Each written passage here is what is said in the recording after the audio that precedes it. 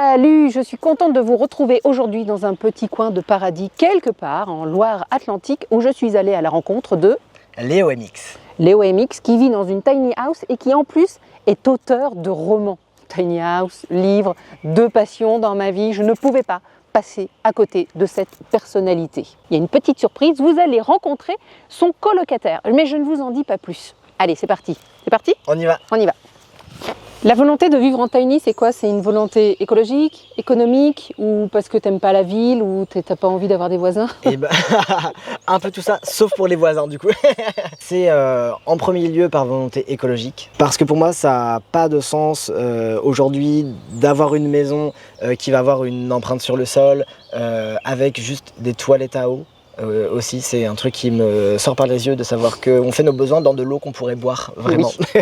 Et aussi parce que je suis assez adepte du minimalisme depuis quelques années et ça me plaît vraiment de pouvoir concrétiser ça aussi par le fait de vivre en tiny. J'ai découvert les tiny house il y a 7 ans maintenant et je suis vraiment tombé amoureux. La première fois que j'en ai vu une, c'était dans un livre à la bibliothèque et je me suis dit, ok, un jour je vivrai en tiny house. Donc j'ai eu 7 ans vraiment pour concrétiser ton rêve, ouais, c'est ça, pour réfléchir à ce que je voulais à l'intérieur, comment je voulais l'aménager, etc. Et maintenant, voilà, ça y est, elle est là. Tu l'as fait faire sur mesure? Oui, complètement. À ta taille? Oui. Et surtout avec l'aménagement dont tu rêvais, quoi. Voilà, c'est ça, exactement. C'est génial. On va faire un petit tour à l'intérieur? Ouais, avec plaisir. Bon, là, on est dans le coin cuisine. Belle cuisine, hein. Ouais, beau plan de travail quand même pour une tiny. Très grand plan de travail, ouais. J'aime beaucoup cuisiner, donc c'était important pour moi.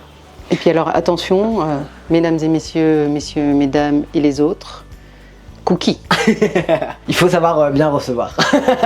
Donc on a un grand escalier aussi là avec des rangements vraiment sur toute la façade. Et ensuite voilà, on arrive dans le coin plus salon avec une table rabattable. Alors ça c'est la super idée ça. Ça c'est bien pensé et du coup on peut manger à plusieurs sur cette table. Voilà c'est ça, on peut manger jusqu'à 5. Et donc ce gigantesque canapé fait aussi lit d'appoint. Donc on peut aussi dormir à 4 dans la taille. T'as la salle de bain. Avec les toilettes, donc toilettes sèches, à séparation que je peux ranger et sortir quand j'en ai besoin. Attends, mais ça veut dire que tes toilettes là, si tu veux, tu peux les sortir et aller dehors Ah oui, je peux. Je pourrais faire ça. Bienvenue dans ma chambre et dans mon bureau.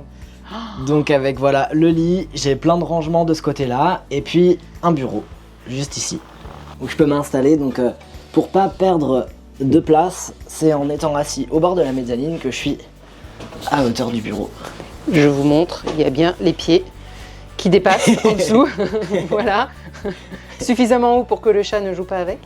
Vas-y, fais-moi la démonstration. Allez. Du Tancarville. Attention. C'est alors là, tour de magie. Un des meilleurs hacks de cette tiny, d'avoir le Tancarville au plafond.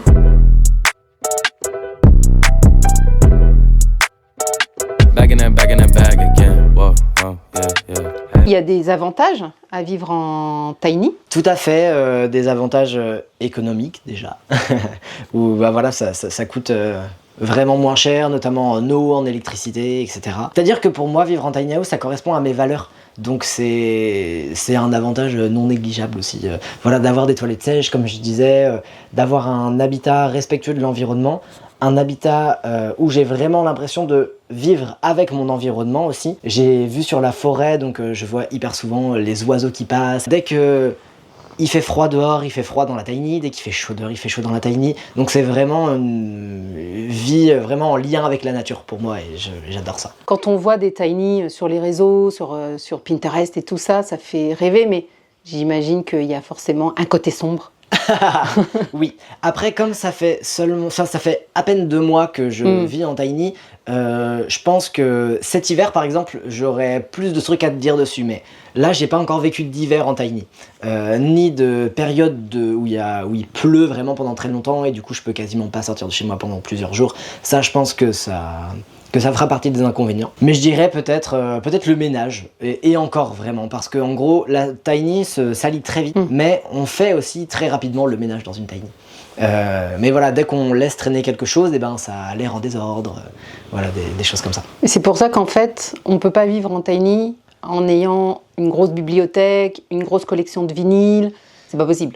Tout est possible dans la limite des dimensions de la tiny parce qu'on peut vraiment penser l'aménagement intérieur comme on veut. Donc si c'était très important pour moi d'avoir une grande bibliothèque, eh ben j'aurais fait en sorte qu'il y ait une grande bibliothèque. Je sais pas, par exemple, j'aurais une table différente et tout ce mur-là, ça aurait été une bibliothèque, par exemple. La vie en tiny, tu recommandes? Ah ouais.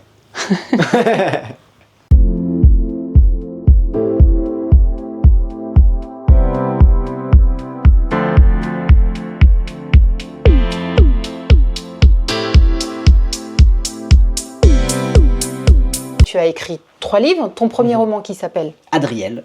Raconte-nous un petit peu le pitch d'Adriel. Ouais, en gros, c'est de la fantaisie, genre les 3 mousquetaires, mais avec de la magie. Et ça parle de transidentité et de non-binarité sur fond de complot à la cour du roi. C'est ça en fait le petit plus dans ton travail d'auteur. C'est ça. C'est qu'il y a une dimension queer. Oui. Que tu avais envie de mettre dedans parce que ça manque en fait dans la littérature en général. Complètement. Surtout les bonnes représentations faites par des personnes concernées. Ouais. C'est l'avantage. Quand on est concerné, on sait de quoi on parle et on en parle mieux. Souvent, ce qu'il y a dans la littérature, c'est plutôt des témoignages, c'est plutôt des retours comme ça, d'expériences ou des essais. Pas tant de romans, en fait, qui traitent du sujet. Ça arrive quand même tranquillement, on va dire.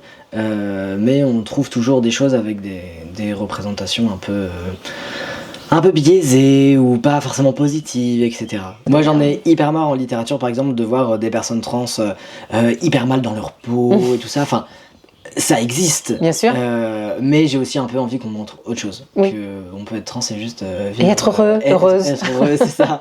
Vivre dans sa tiny house au milieu de la forêt, avec un super chat, des super cookies. Là, tu en es à ton 2e roman, qui va sortir.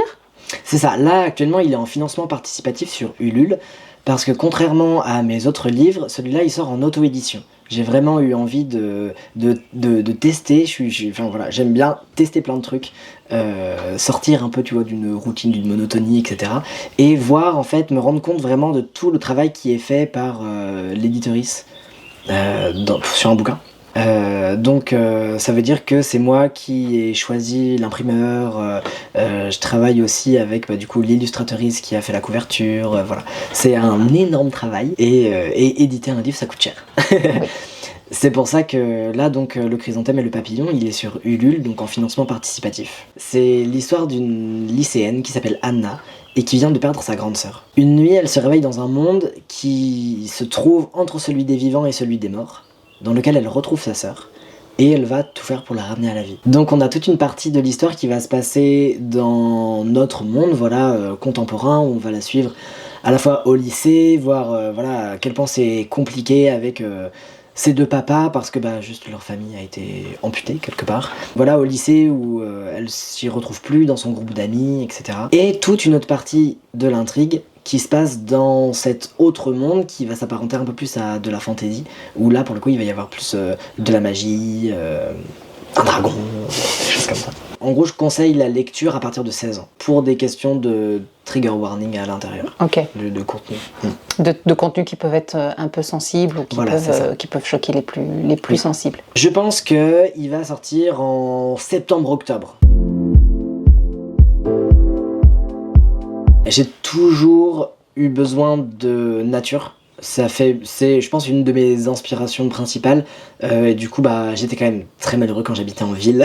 J'adore faire des descriptions de la nature ou de mettre des petites touches de nature un peu partout dans ce que j'écris. Je crois que quand on est auteuriste, mais créateuriste de manière générale, on est un peu des éponges à tout ce qui nous entoure. N'importe quoi qui peut nous arriver ou qu'on peut voir ou qu'on peut entendre ou quoi peut se retrouver. Voilà, faire résonner quelque part en nous et on va avoir envie d'en faire quelque chose. Une personne que tu vas croiser, qui va avoir une certaine personnalité, a des chances de se retrouver dans ton livre. Tout à fait. Être auteur, c'est bien, mais il faut faire la promotion un petit peu de ses produits. Donc tu fais pas mal de salons. Aujourd'hui, on est, pour les gens qui nous regardent, le 13 juin. Donc à partir de maintenant, est-ce que tu as des dates à venir ? Mon prochain salon, c'est à la Marche des Fiertés de Quimper, le 14 septembre, je serai à la marche des fiertés de Clisson. Donnez-vous de l'amour et soyez fiers de vous. Ouais, donnez-vous de l'amour, vraiment. Il y a juste tellement de haine dans le monde. Donnez-vous de l'amour et soyez fiers de vous. Visitez des tiny houses, lisez des bons bouquins, Oui. allez marcher dans la nature, mangez des cookies. Merci Léo. Merci beaucoup à toi.